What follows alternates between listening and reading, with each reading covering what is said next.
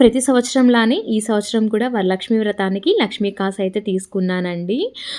పెళ్ళైన దగ్గర నుంచి ఎవ్రీ ఇయర్ పెట్టుకుంటున్నాను కాబట్టి సెంటిమెంటల్‌గా ఫీల్ అయ్యి తీసుకోవడమే తప్ప అసలు ఇప్పుడున్న గోల్డ్ ప్రైస్‌కి గోల్డ్ జోలికి వెళ్ళకపోవడమే ఉత్తమం అనిపించింది తీసుకున్నాక.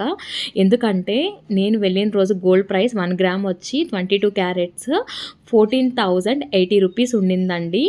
ఈ కాసు మనకి ఎంత పడిందంటే 975 మిల్లీగ్రామ్స్ అండి. అంటే 1000 మిల్లీస్ అయితే మనకి 1 గ్రామ్ కదా!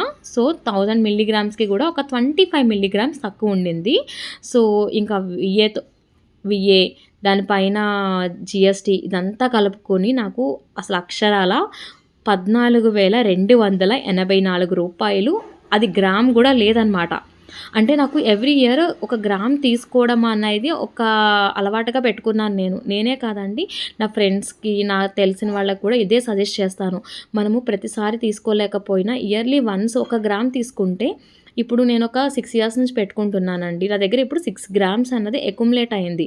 ఏదైనా ఒక పెద్ద వస్తువు తీసుకున్నప్పుడు మనము దీన్ని ఎక్స్చేంజ్ చేసుకోవచ్చు కదా అనేటట్టు అనుకునేదాన్ని. ఈ ఇయర్‌కైతే తీసుకున్నానండి. ఇక నెక్స్ట్ ఇయర్ చూడాలి మరి ఎలా ఉంటుందో. మీరైతే వీడియో నచ్చితే లైక్ చేయండి. మన ఛానెల్‌ని సబ్స్క్రైబ్ చేసుకోండి.